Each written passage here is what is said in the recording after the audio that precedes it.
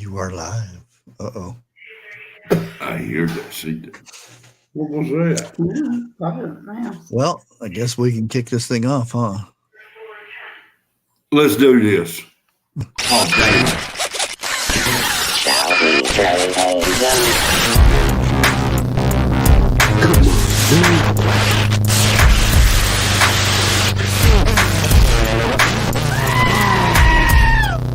What the hell is even that?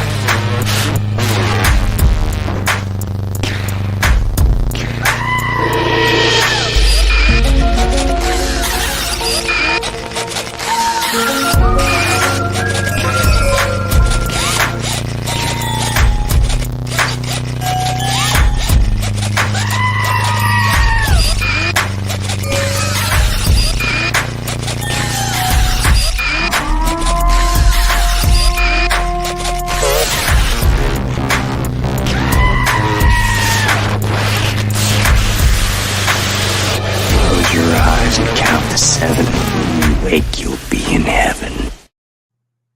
Ooh.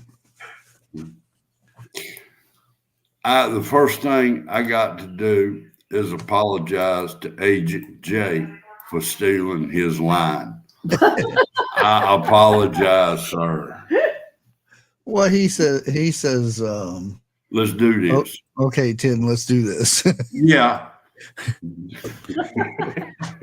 I left 10 out. I couldn't call you 10. Ugh. You want to talk about scary ghost stories? I'll put it like this right here. The scariest one I know of is I woke up this morning and looked in the mirror, scared myself so bad I had to pee.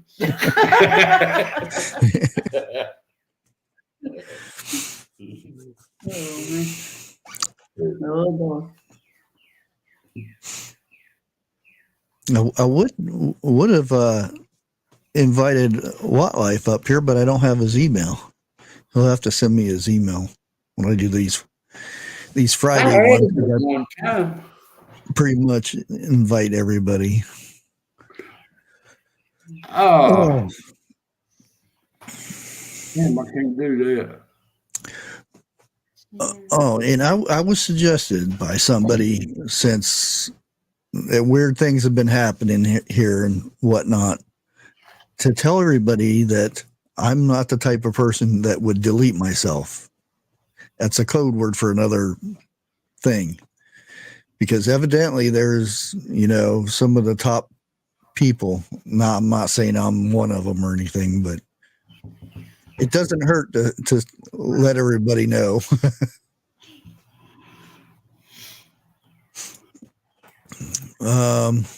But I have some good stories that I've gotten, and that I might continue doing things like this and kind of making my own and doing my own voiceovers for them and whatnot. But I think we can go ahead, because I don't really think I'm gonna get that many people on here, because it's the backup channel. The backup to the backup. Bless you.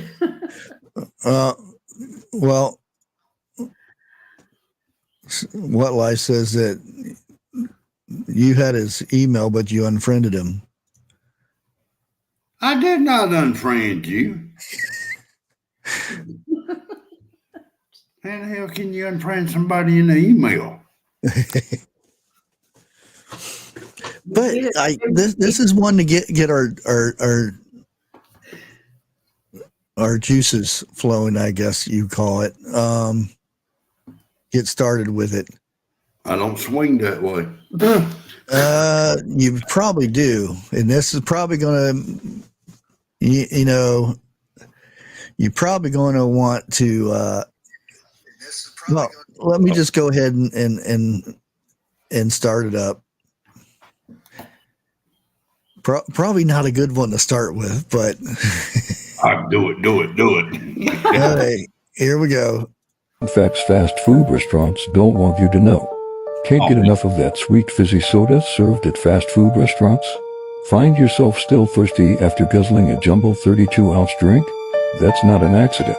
The syrups used in fountain sodas contain high fructose corn syrup as a cheap substitute for sugar. Extremely high levels of the syrup can taste addicting and also tear away at the enamel on your teeth, stretch out your stomach lining, and attack your vital organs. McDonald's hamburgers don't rot, at least not in any recognizable time. A man made headlines in 2013 after posting a photo of a burger he'd saved for 14 years at room temperature, kept in the pocket of an old coat. He'd intended to save the burger for 2 weeks, but forgot about it. The chemical preservatives combined with the low water content of the burgers cause them to dry out long before they begin to rot. Chicken nuggets have gross ingredients. They include skin, blood vessels, bones, fatty tissues, and other gross compounds extracted when chicken is being processed. A huge portion of those nuggets is not even chicken meat, so you might want to reconsider your order next time. The milkshake and cheese are too artificial. A fast food restaurant milkshake could load over 1,000 calories, which is huge for a single drink. While it tastes nice and all, its content of chemical preservatives is too high. Some publications compare the chemicals to those in fertilizers. The grossest is the cheese, which is mixed with flavors and preservatives that it could be only 49% cheese that lands on your plate. The ice could be dirtier than toilet water. The discovery was made in 2006 by Jasmine Roberts while she was doing her middle school project at the University of South Florida. She discovered that 70% of the time, the ice in the fast food joint, including drive-thru windows, had E. coli, a bacteria found in human feces. I'm pissed now. My milkshake is not real milkshake. Oh no, that hasn't been real for ages. And what life? It must be removing it because I don't see your email. Do you see it? The last one I see from him is his 8th grade Georgia history teacher. Oh, Is you're way behind.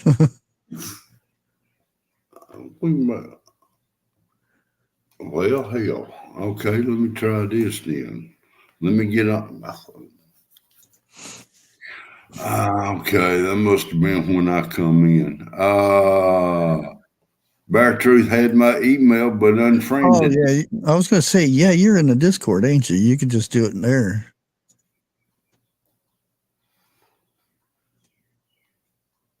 Oh, and there's recalls. Holy crap, there's a lot of recalls. I don't even see it. Yeah, YouTube removed it. Code.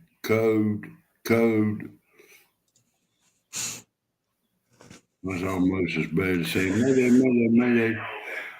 Ah, Okay, I got it. you did get it. Yeah.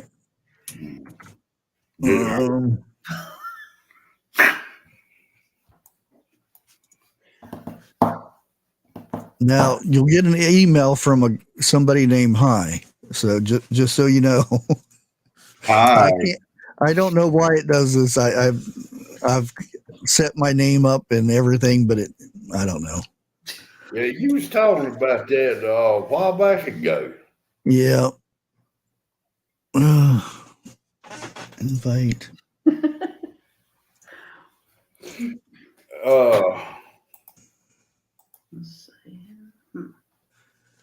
It's one of them weird.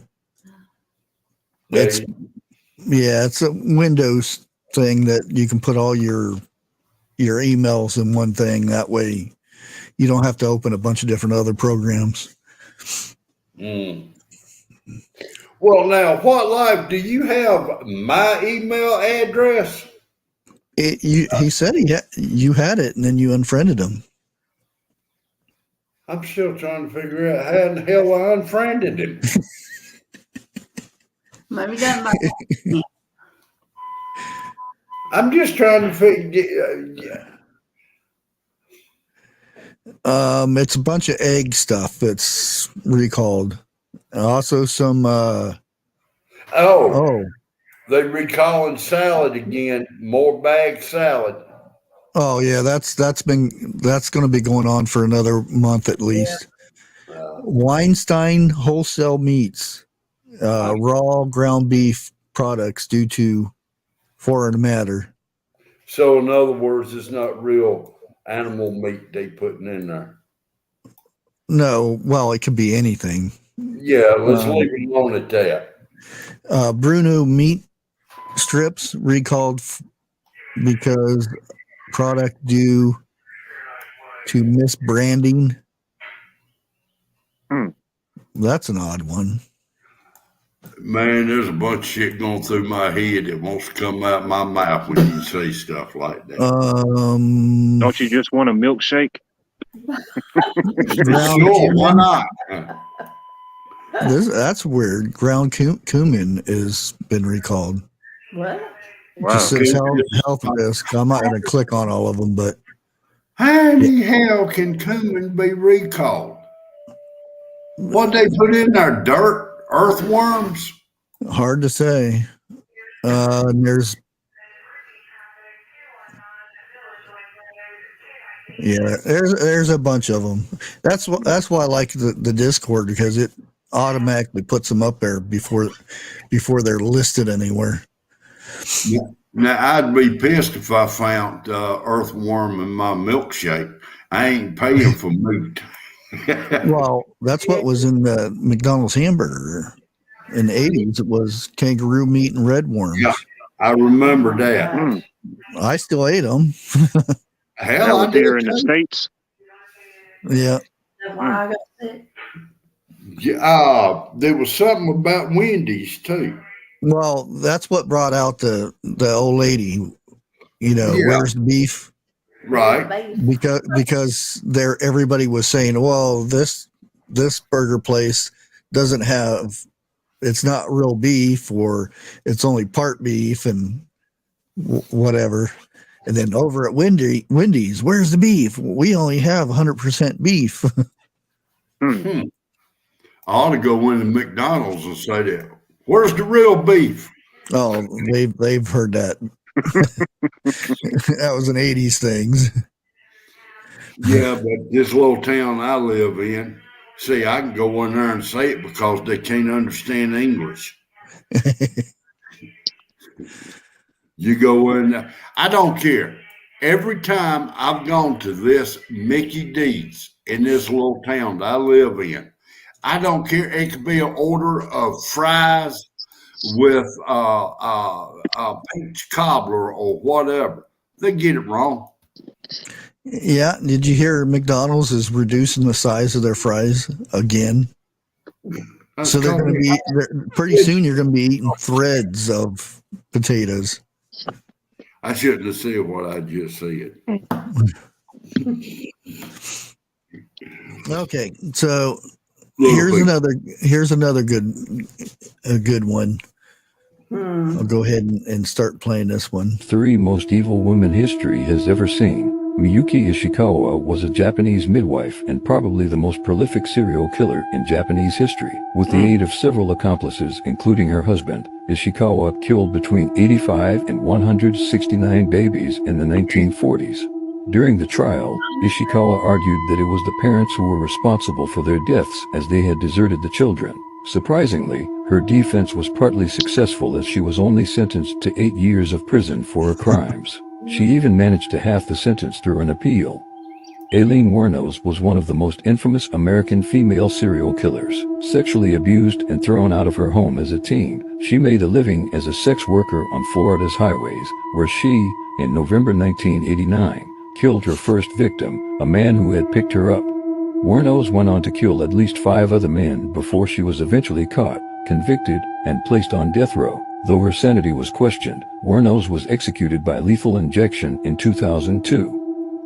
Born in 1957 to an alcoholic mother, Juana Barraza is a former Mexican professional wrestler and one of the most prolific serial killers in Mexican history. Between 1998 and 2006, Barraza, a remarkably hefty and muscular woman, killed between 42 and 48 elderly women. This earned her the nickname the Old Lady Killer. It was long thought that the killer was a male, and it wasn't until January 2006 when Barraza was arrested fleeing from the home of her latest victim. She was found guilty on 16 charges of murder and sentenced to 759 years in prison. She ain't getting out no time soon. Wow, that's crazy. Oh, there's a lot of really evil people that have.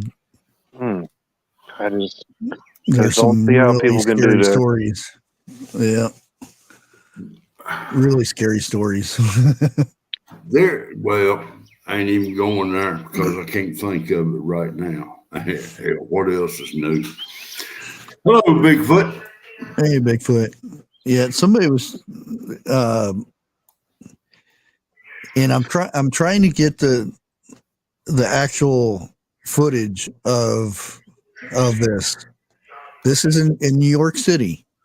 There's this old building, and being New York City, they have security, and they have security cameras by the elevators, the entrance to the doors, and back alleys and all that stuff. And it's pretty high, 30, I think 34 floors or something like that. And one of the security guards kept seeing some strange behavior from people on the 14th floor. And what it was weird is when people go to the elevator, it looked like they were talking to somebody, and they would act like they were helping an invisible person, basically get on the elevator and somewhat. And there was couples that would do the same thing. And toward the end of his shift, at the end of the week, he took it to the owners of the building. He said he's went up there and looked around to see if, there's something on the camera that's messing with things. And he says, he recorded all this behavior and stuff. And he went in to the owners and talked to them about it, and said, there's something really strange on the 14th floor up there. He says, there's people going up there, and it shows them, and you can see them talking to somebody, and it looks like they're helping them, and it looks like they're picking things up and getting on the elevator and stuff. And he said, well, there's nothing wrong with that. And he said, but it shows there's nobody there. It's just the tenants. And well, he ended up watching the tapes and everything, and he said, well, let's get. They got some kind of investigator. I don't know who it was, and they went and interviewed all these people, and they says, we see you on the security cameras that you're talking to somebody, and we want to know what's going on. And basically they said, well, it's the old lady. And I forget the lady's name, but they said it's an old lady, and she needed help getting on the elevator, and she had groceries, and I picked the groceries up and helped her on the elevator. And they said, are you sure? And he said, yeah. And everybody said the same thing. And they ended up having the tenants watch the film, and they just turned white as ghosts. And they're like, what's wrong with the camera? Why isn't it not showing the old lady? And they said, this has gone on for a week now, and nobody's actually seen it. There's no old lady there except for the people who seen the old lady there. And evidently it goes back. There's an old lady that went to get on the elevator, and the elevator wasn't there, and she fell to her death. On what is the 14th floor is actually the 13th floor. because they didn't name the 13th floor. They named the 13th floor is actually the 14th floor, because that's where the superstition came from, because everybody's actually on the 13th floor, but they've marked it as the 14th floor. And she's died there, and throughout time, everybody helps an old lady. They see an old lady, they help her on the elevator, they talk to her going down, and then they leave, and that's it. And nobody, and they say they pick her groceries up and everything. They help her with her little buggy cart thingy, but she's not there.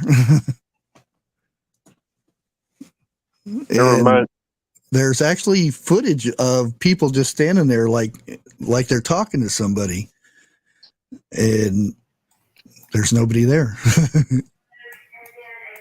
That's me. That would definitely freak me out. Like you said, once the tenant saw the actual footage, and yeah, that's the dawning thing that you go, whoa.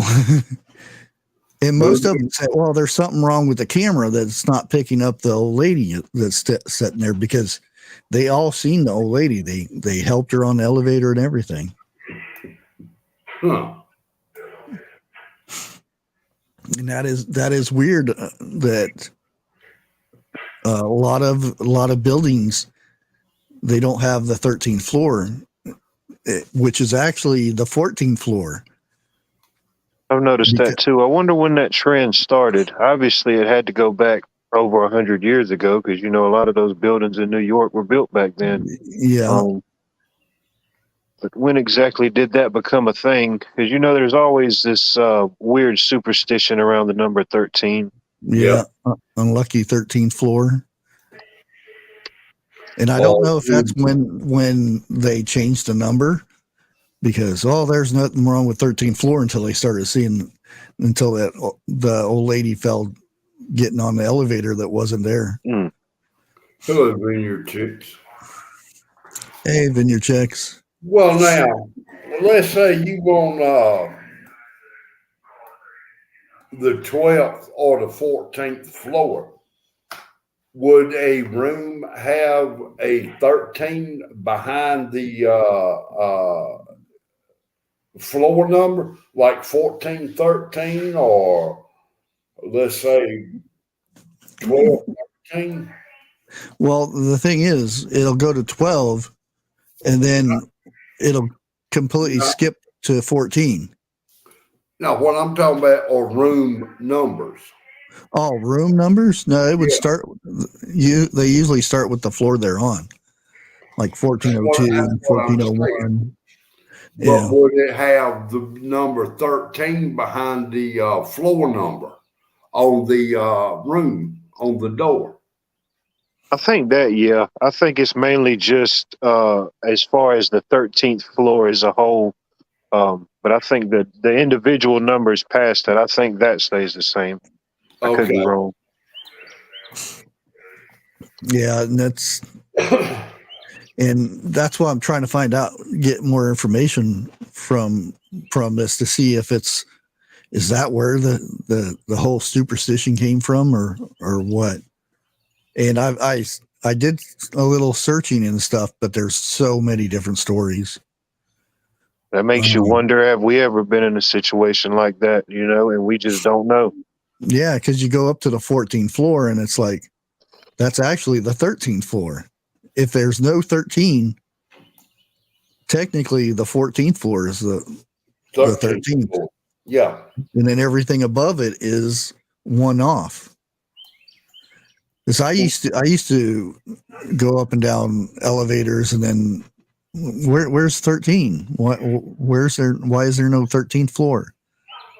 Now, the Empire State Building does not have a 13th floor, so to speak.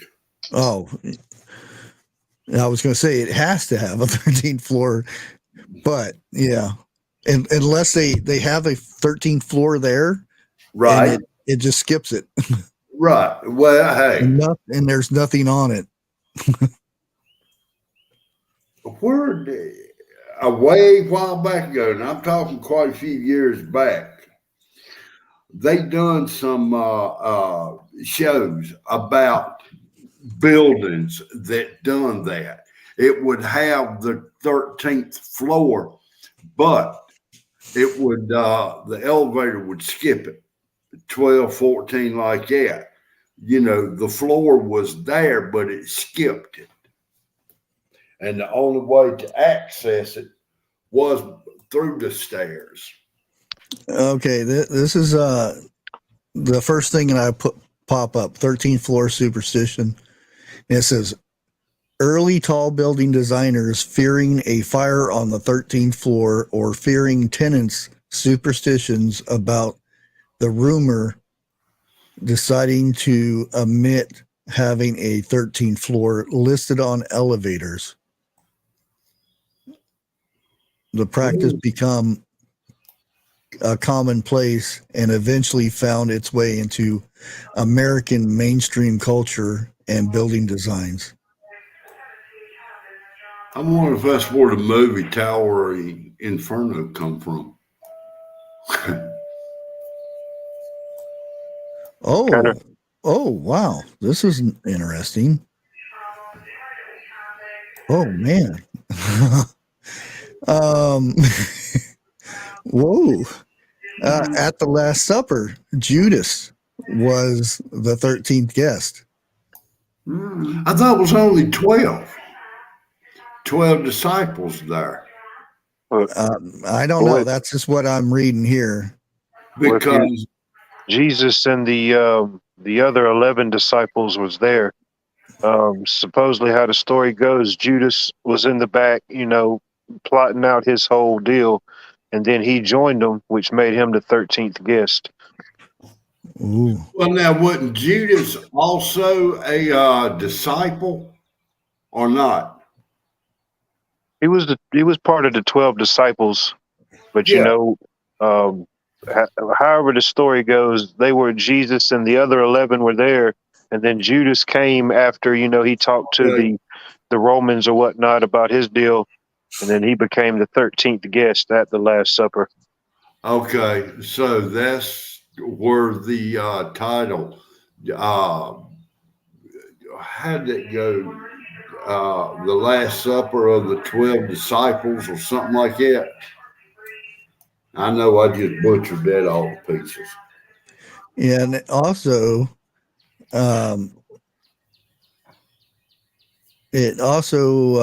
Norse mythology, Loki crashed the banquet of a dozen gods, as that would make him the 13th. And there's a lot of this that I'm sitting there reading about. You look into a lot of the stories like about Jesus and his disciples and their journey, and then you look at some of the stories in Norse. The stories are some of them are kind of similar in a way. Like you said, Loki, he interrupted some type of banquet. His representation of Judas. Yeah. I always Loki was more of a spirit. I forget his exact title, but he was like a spirit or like a troublemaker, I think what he was. Yeah, he's again that they have multiple gods. Yeah. Because they're,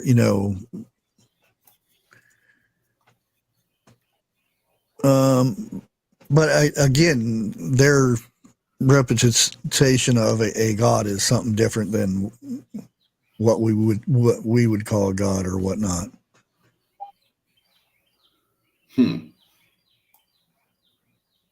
And actually, Loki actually killed one of the divine guests, with a poison arrow.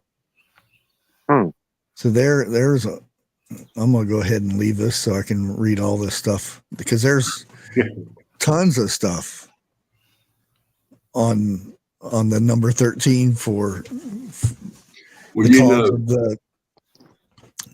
one of my life ambitions is to go to England and just walk through one of their castles up there. I know it's got a lot of history. Their castles has a lot of history, but Mhm. I wonder out of all of them, how many of them are truly haunted? Well, they probably could all be haunted. It's just, Well, now I was watching something and I didn't get a chance to see it, but it was a preview and it said the most haunted castle in England. yeah, Life Bobby's right. A demigod. Yeah. Trickster. Mhm. Yeah.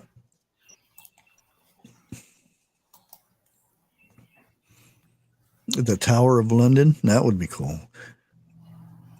I think the only thing that I think would bother me in a situation like that is not necessarily going to these places and encountering something, but the fact of maybe something following you back. Yeah. Yeah, exactly. Or trying to find a door and it Yeah. not one there. I'd have to make one. I mean, I go in the hornet's nest. I expect to see the hornets, but I don't want them to follow me home. Exactly. Yeah, I'd want to go to France and go some of those ones because that's where my history goes back into. Well, now I know a lot of the ghost stories that I've heard coming up that, let's say, spirits like that will follow you home. Like that. Can follow you home, not will. Can. Or I've got one even better, and I quit doing this years ago. Mirrors. Okay. I will not go and buy a used mirror no more. Oh, Straight up, plain simple. Well, if you back in the olden days, if you go in died. somebody's houses, they'd have a mirror. It was covered up with a scarf. Exactly. But so the And- spirits can't get trapped in the mirror. Mhm. Or you can, let's say, like go to a garage sale or something like that, and you see something antique there, and you say, "Ooh, that's pretty," and purchase it and take it home with you. Come to find out, that could be possessed. Oh yeah, any object can. Yeah. But yeah, I quit doing a lot of that after I started hearing a bunch of stuff like that. Yeah, they say that a lot of kids' toys, the older generation, because they only usually had one or two toys. That was about it.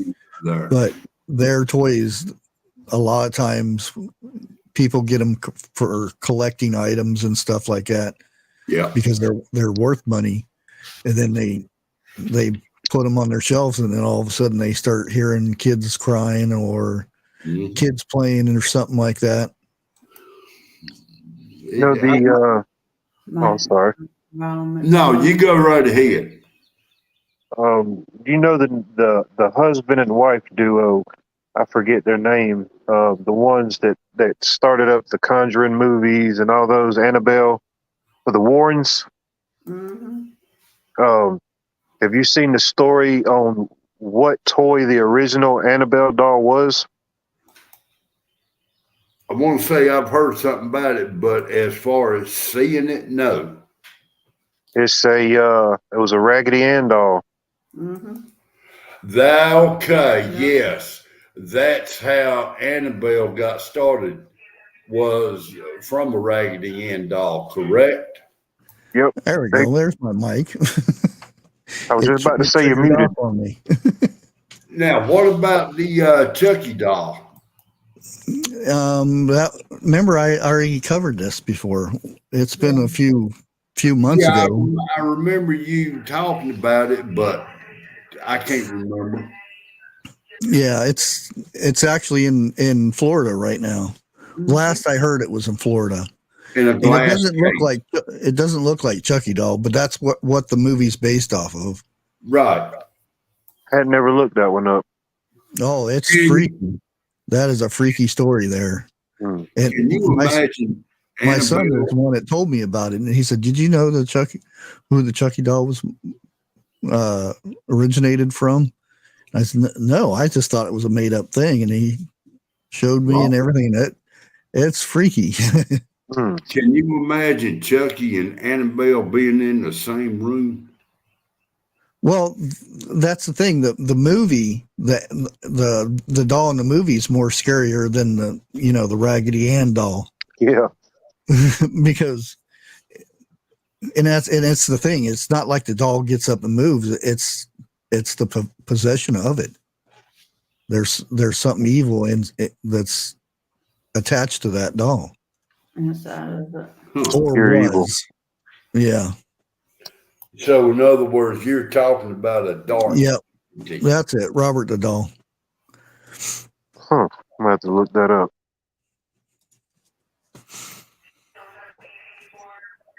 And leave Ronald McDonald alone too. It's like Like I said, I'm not even there with that one.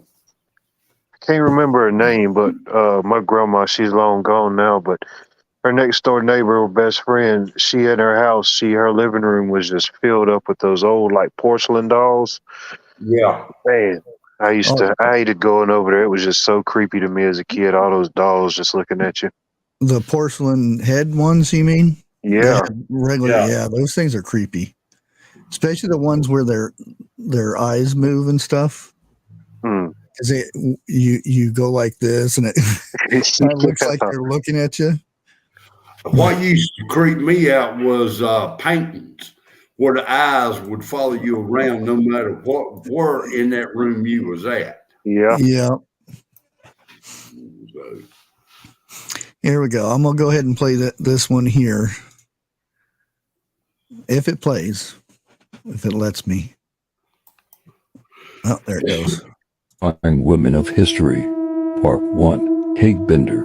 Known as the Beautiful Throat Cutter, Kate Bender was a member of the infamous Bender family who terrorized southeastern Kansas in the 1870s. They ran a small grocery store and inn, but also served as a gathering place for travelers passing through the area. But behind closed doors, the family was involved in a sinister business that would haunt the town for years to come. Kate was known for her beauty and her charm, which she used to lure unsuspecting travelers into the Bender Inn. Once inside, the travelers were offered a seat at the family's dining table, where they were served food and drink. But what the guests didn't know was that the table was rigged with a trap door that led to a hidden cellar. As the guests enjoyed their meal, one of the family members would hit the trapdoor lever, causing the guests to fall in the cellar. There, they were killed with a blow to the head, or their throat was cut. The Bender family would then strip the body of valuables and bury it in the orchard. Over time, the townspeople grew suspicious of the many disappearances and began to investigate. When they searched the Bender Inn, they found evidence of the family's crimes, including bloody clothes and weapons. Kate and the rest of the Bender family fled the town before they could be caught, but their legacy of terror lived on. Years later, a group of hunters stumbled upon the Bender Inn and found the remains of victims buried in the orchard. Kate and her family were never found, and their fate remains a mystery. But the horror of their crimes will never be forgotten, and the Bender Inn stands as a chilling reminder of the evil that can lurk in the most unsuspecting places.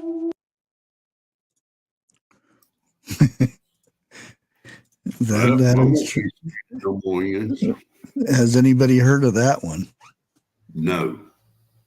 The Bender Inn. When I first heard of this, I thought it was the Biden Inn.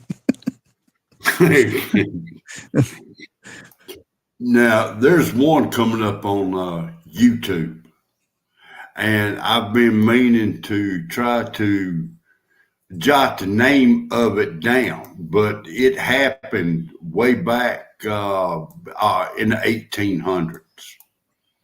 There was a family migrating to the west or whatever, and they ended up building an inn or something like that there.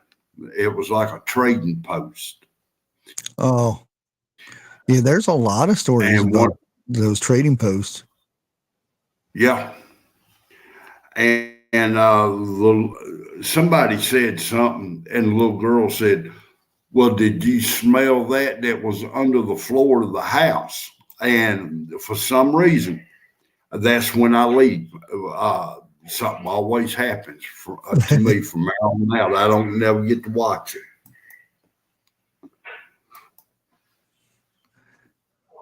Yeah, there's some creepy stories, I'll tell you that.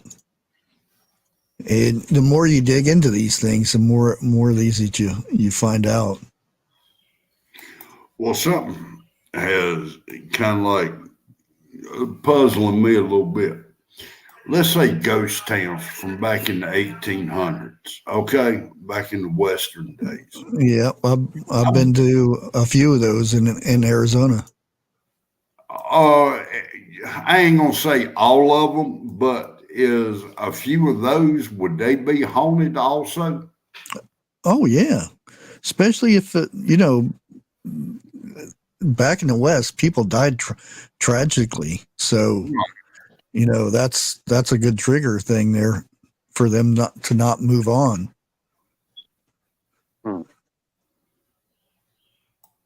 Life with Bobby said, "Don't forget about the H homes."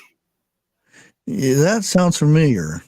I think I've talked about it or heard something about it. I've not heard that. Well, then again, I've gotten out of stories like this years ago. Yeah. I'm not crazy about them like that. My grandmother could tell you something. Oh, yeah. I think I seen that on a show too about that. I've seen a documentary about that. Yeah. Okay, y'all got curiosity up. What about it? Yeah, I can't remember. I remember watching something about the Chicago's World Fair. I don't know the words we can say, but it was if it's the one that I'm thinking about, it was like I don't know what about 30s, 40s maybe, and it was kind of like a fire. I don't know the word to use to describe it. Delete themselves, that thing? Kind of something like that. It was a gathering. The R word. Like the Kool-Aid people. Yeah. Damn, there's two I hadn't heard about. What you heard about that? Where the guy had a big following of people and he went to an island and made them all drink Kool-Aid and they all went away. Okay. Yeah, I do remember that one. Yeah, I think wasn't it Jones Island or something like that? Yeah. Almost kind of like the meetings they have in the Grove, on the West Coast when they have that big Grove meeting. Yeah. Something similar to that. Oh yeah, that's what it was there. Yeah. Jamestown. I'll tell you an interesting one here locally if you ever look it up. In Richmond County, the Whipping Post. That sounds familiar too. It's finally removed now. I don't know how it finally got removed. But of course, as the name goes, you can probably kind of assume what it would have been back in the day. But there's been a lot of instances where people tried to destroy it, did graffiti, and in a short period of time, something happened to these people just by trying to destroy it or deface it. Yeah, and you guys had those pillars. Yeah, the pillars down there too, didn't you? Well, you did have. It's quite a bit of history right in this region. Being right on the Savannah River and they kind of called it the metropolis to the south. And TJ talked about her mounds over there. That doesn't sound good, but you know what I mean. The mounds in that area. Yeah. Giants buried. Yeah, where they think there's giants under there. Okay, here comes another one. See if anybody's heard of this one. The Axe Murder House? The Villisca Axe Murder House in Villisca, Iowa is a well-known tourist attraction for ghost hunters and horror lovers alike. The site of a gruesome unsolved 1912 murder in which 6 children and 2 adults had their skulls completely crushed by the axe of an unknown perpetrator was purchased in 1994, restored to its 1912 condition, and converted into a tourist destination. It costs $428 a night to stay at the old haunted home, where visitors always report strange paranormal experiences, such as visions of a man with an axe roaming the halls or the faint screams of children. But in November of 2014, the haunting took a darker turn. Robert Stephen Larson Jr., 37, of Rhinelander, Wisconsin, was on a regular recreational paranormal visit with friends when true horror struck. The Montgomery County Sheriff's Office said Larson suffered a self-inflicted injury at about 12:45 a.m., which is around the same time the 1912 axe murders in the house began. Larson recovered from his injuries, but has never spoken publicly about what occurred that day. For Martha Lynn, the owner of the home, the incident was very upsetting. It's publicity, but it's not exactly the kind of publicity you desire to have. I don't want people thinking that when they come to the Villisca Axe Murder House something's going to happen that's going to make them do something like that. The house remains open for tourist visits and overnight stays today. I want to say that's Lizzie Borden house, but no. I No, don't think it is. that's not in the. That was way East Coast. This is in Iowa. It's all right. Y'all can stay there. I'll keep my $400 and some dollars. I'll pitch a tent. You wouldn't want to stay in there, Joe? No. I could just see Jeff running down the hallway. I would not run down the hallway. I would find the closest window.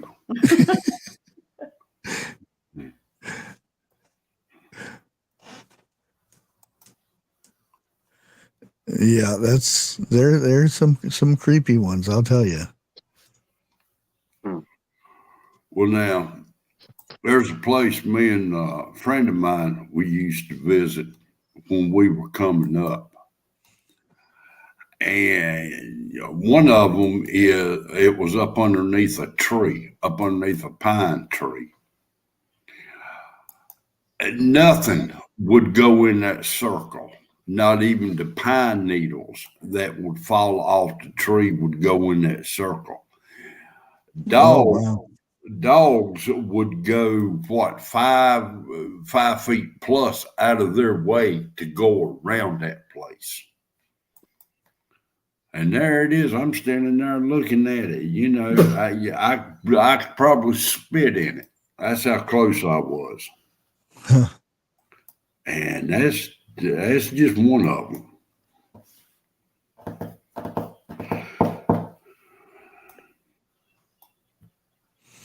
Yeah, I've been there. I didn't stay the night or anything, but we walked through the town and stuff.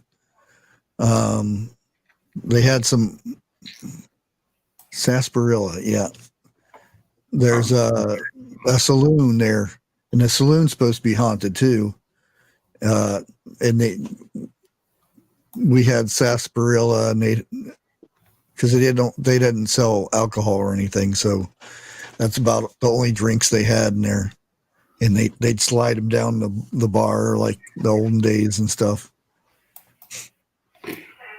I would love to try that. Sarsaparilla? No, well, yeah, never had none of that.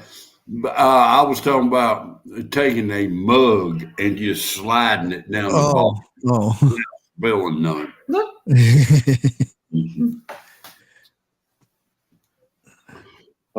I apologize, but I got to step down for just a few minutes. If y'all gonna be on for a little while, I'll try to hop back up. Okay. Thanks for coming up. Oops. Let's go ahead and do another one here. Yeah, pretty much. It's from a root, just like root beer, but it's got a reddish tint on it, almost like sarsaparilla. Or I Oh, can't think of the name of it now. I planted a ginger about 2 or 3 weeks ago, and I just noticed today that sucker is sprouting. Yeah, ginger takes 2 years, though. Yeah, that's all right. I just want to know if I could grow one. Evidently, I can't. Or if you plant it in the fall, then it'll be ready the next fall. Usually in that time frame, depending. Probably down south, probably quicker. This here is a good one. This will get you creepy crawling. And Women of History, Part 2. Elizabeth Bathory, known as Bloody Mary, also known as the Blood Countess, was a Hungarian noblewoman who lived in the 16th and 17th centuries. She is known for her alleged sadistic practices, including torturing and killing young girls and bathing in their blood in the belief that it would maintain her youth and beauty. According to historical records, Bathory began her reign of terror by targeting young peasant girls in the villages surrounding her castle. She would lure them to her castle under the pretense of offering them work or shelter, and then subject them to unspeakable horrors. Bathory's methods of torture were said to be brutal and creative. She would often beat her victims, burn them with hot irons, or use needles to prick them all over their bodies. She would also bite chunks of flesh from their faces and breasts and pour boiling water or oil on them. But Bathory's most infamous method of torture was her blood baths. She would drain the blood from her victims and then soak in it, believing that it would keep her young and beautiful. It is said that she killed over 600 young girls in this way. Bathory's crimes were finally exposed when a Lutheran minister received a complaint from a local woman whose daughter had gone missing. They investigated the matter and discovered evidence of Bathory's heinous crimes. Bathory was arrested and put on trial in 1611. She was found guilty of 80 counts of murder and sentenced to life imprisonment. She was walled up in her castle and left to die, alone and forgotten. The story of Elizabeth Bathory is a chilling reminder of the horrors that human beings are capable of. Her legacy has been immortalized in literature, film, and popular culture, but the reality of her crimes is far more disturbing than any fictional account could ever be. Yeah, Oh, that's a few. I've heard a few different stories about Bloody Mary. Yeah, that is a creepy one there, and that's way back in 1600s. Yeah. I mean, there was kings that killed more just for sport and stuff than a lot of the serial killers nowadays. Well, look at Count Vladimir. How he done when he came up. Oh, you mean the Impeller? Count Dracula. Yeah. Yeah. His nickname was the Impeller. Yeah. That was one way I wouldn't want to go. Oh. No. Oh God, no. Just go ahead and whatever but that. Or quartered and horse. Or horse and quartered. I wouldn't want that either. Yeah, no, like I can't remember his name. Wow, William Wallace.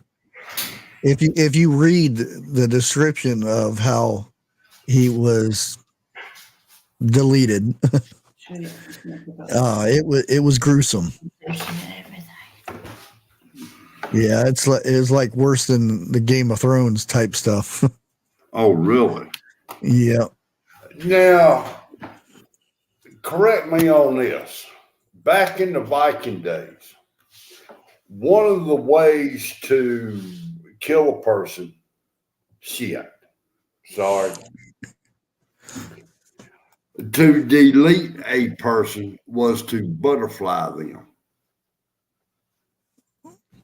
Well, no, that was I forget what it was. It's a Game of Screaming Thrones, Eagle or something like that. something like that. It's the back. It's not the front. Yeah, yeah. Yeah. Yeah, dude. Yeah, no, no. That's wicked. Yeah. That was a way that was an honor thing too, to have that done and make it through the whole process of it. The longer you survived without passing out or actually dying was, because then Right. if you made it to that then they would give you an honorable, thing. Well, now I want to say that was done on the Game of Thrones, but I'm not. It's been so No, long. Vikings. Yeah, but ain't that what they were? No. No, that's not even our history. That's just a made up thing. Well, I know that, but it's the way they lived, and the way they portrayed it, and everything. Not really. There was different regions, and they all had different. There was people that lived in the frozen area. Yeah. Does that mean I gotta quit looking for dragon eggs now? It's all made up. Darn.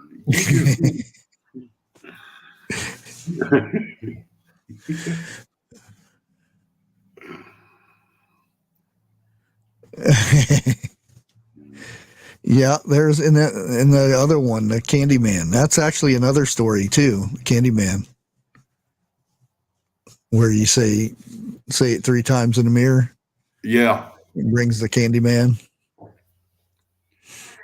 If you'll notice, a lot of the movies coming up was done off of stories. Oh yeah, a lot of them. Even Freddy Krueger. I'll have to do that one of these weeks. But let me go ahead and play this last one before we end the stream here. Okay. History they didn't teach you in school. Part 2, the horrifying true story of Matilda Dixon, the Tooth Fairy. Her last words would end up haunting the town Port Fairy for the next 150 years. Matilda was a widow who had lost her husband at sea. Her husband was her everything, and now he's gone. Matilda used to bake special cakes for children who lost their teeth, just something to mark the occasion. The children loved it and would wait in anticipation. Although many of the parents thought the practice was a little strange, they knew Matilda was a good person, and it made the children happy. In a cold night in 1840, she had a fire in her home. Now, before the townspeople could come and aid her, the fire was put out, and she refused to ever come to the door. Many suggest that she was burned severely by the fire. Now, things changed for Matilda and the town. She no longer went out during the day or allowed children to stop by. The town began looking at her with a little bit more skepticism. She didn't bake for the kids any longer, but still exchanged gifts for their teeth. Now she had to wait until dark, until the town was asleep. The children would leave a tooth wrapped in a handkerchief at their front door. Matilda would wander the streets, leaving small change at the house's doorstep. It was rumored her face was hidden behind a simple porcelain mask. One day, 2 kids told their parents they were going to give the Tooth Fairy a visit. They'd just be right back. Hours passed, and still the children were gone.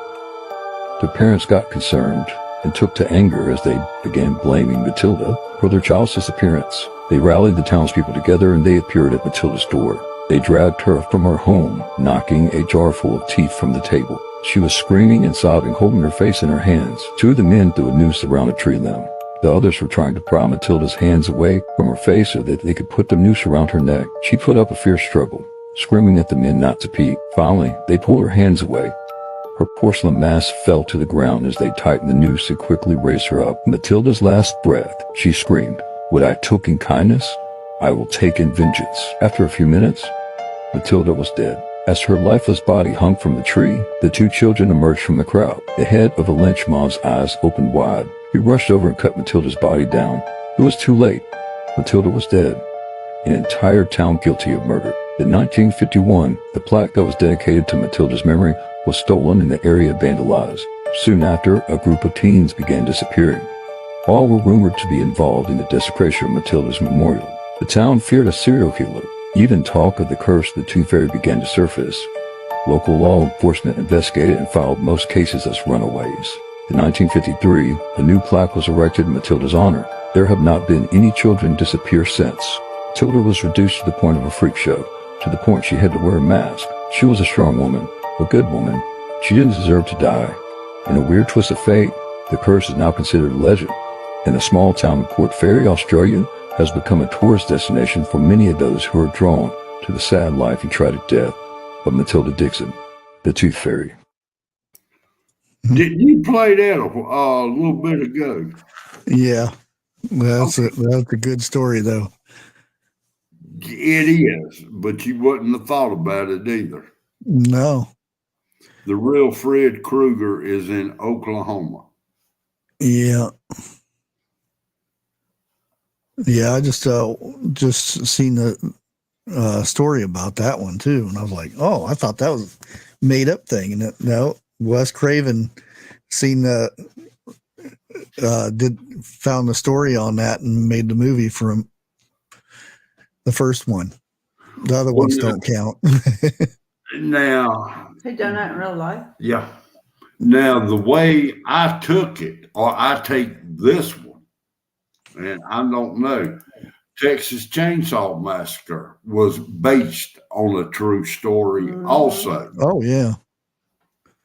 Yeah, I remember the highway. Well, back then it was a highway. Now it's just a regular road. But I remember, because I've been through there so many times, you hear the stories and people missing and everything. And still to this day, when people go missing, they say it's to do with that certain family that's down there, or was down there, or Now, that is still down there. Now, I saw something. They been too long ago. It was about all the pinheads. What was the name of that movie? Hellraiser. Yeah, Hellraiser. The first one, the first part of it, is also based on a true story. Yeah. There's a lot of them in the 80s. Seems like whenever anything that they search for these scary these stories and stuff, and then there's my movie. Yeah. Yeah, I mean, I reckon it's what you don't consider true that is so gory and everything. Years later, come to find out it is true. How about that? That one up in New York with the house. What is it? Where the priest goes in to bless it, and the flies run him out of that room, at one room, and then the walls start. Oh, Amityville. Yeah. Yeah.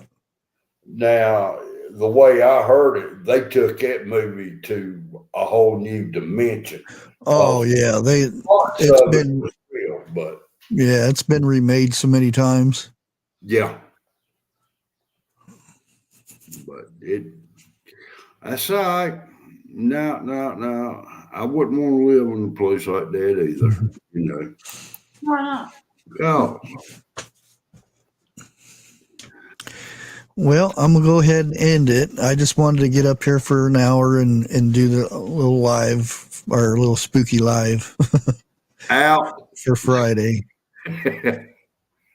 Probably more than likely, I'll be doing my lives here for at least until the end of July. Even though my channel hopefully will open up the end of next week. Yeah, the end of next week. Skip Picker says look into haunted trains. Yeah. I remember a bunch of them stories coming up. Yeah, we got one up in East Palestine. What's left of them? Now, I don't. I'll talk about this backstage here. Okay. We'll be back here Tuesday, like normal time, but it just will be over here. So there probably won't be too many people here because everybody still doesn't know I'm here. But until next time, we will catch you on the next one. Bushcraft.